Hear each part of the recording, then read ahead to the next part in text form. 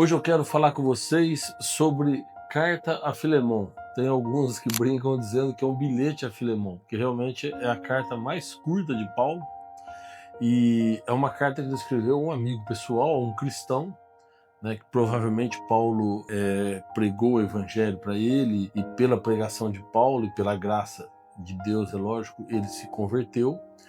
E Filemon morava em Colossos e provavelmente era uma pessoa bem de situação, bem de vida. Ele possuía escravos. E a carta que Paulo manda para Filemon, Paulo está preso em Roma e decide mandar essa carta, provavelmente junto com a carta aos Colossenses, porque lá em Colossenses, Tíquico, né, que entrega a carta, Paulo ele referenda Tíquico e ele manda saudações para algumas pessoas e entre eles manda para um rapaz chamado Arquipo, que também aparece aqui na carta de Filemon, provavelmente da família de Filemon. Então, as duas cartas elas têm algumas semelhanças e também Paulo cita muitos nomes nas duas cartas, nome comum. Então, provavelmente Filemon morava então em Colossos. Então, quando Paulo manda a carta aos Colossenses, ele manda Tíquico entregar também essa carta a Filemon com um conteúdo muito pessoal. Paulo, a carta que ele escreve a Filemon, apesar de ser considerado carta da prisão, porque Paulo estava preso em Roma, mas é uma carta de um conteúdo muito pessoal.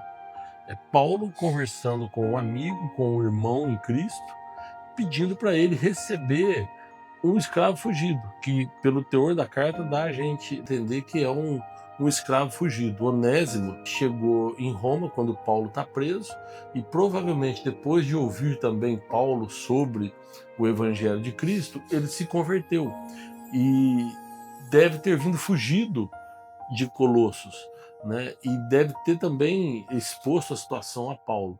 E Paulo, então, quando manda a carta aos Colossenses, ele pede para Onésimo voltar para se apresentar para Filemon, né? Porque Onésimo devia ser escravo de Filemon que havia fugido.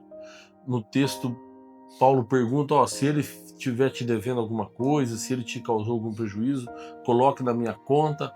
Também alguns estudiosos usam esse texto para falar que Onésimo, quando fugiu, deve ter roubado alguma coisa de Filemon, mas não está claro. O texto só fala que Paulo fala para Filemon, se ele te deu algum prejuízo, coloca na minha conta. Mas então Paulo ele escreve para Filemon, Onésimo vai junto, né, para se apresentar junto com a carta, e a carta é um pedido de Paulo, um pedido especial de Paulo, para que Filemon perdoe Onésimo.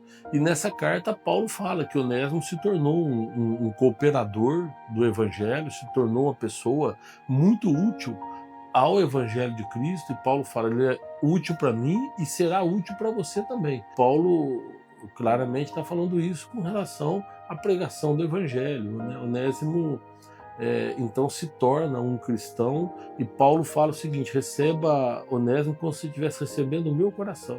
E depois fala, receba-o como se estivesse recebendo a mim.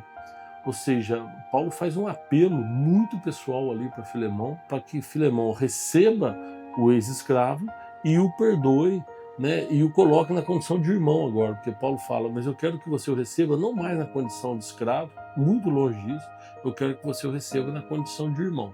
E faz também algumas saudações ali depois final, e acabou, é um capítulo só, a carta ao Filemon, mas a gente pode pensar, por que será que essa carta está aqui? Né? Por que, se é uma carta tão pessoal, por que ela está aqui? E a gente lendo aqui, a gente percebe que a carta a Filemon ela foi colocada aqui porque ela tem uma grande simbologia da redenção que nós recebemos através de Cristo. Né? Porque Onésimo, ele pecou, né?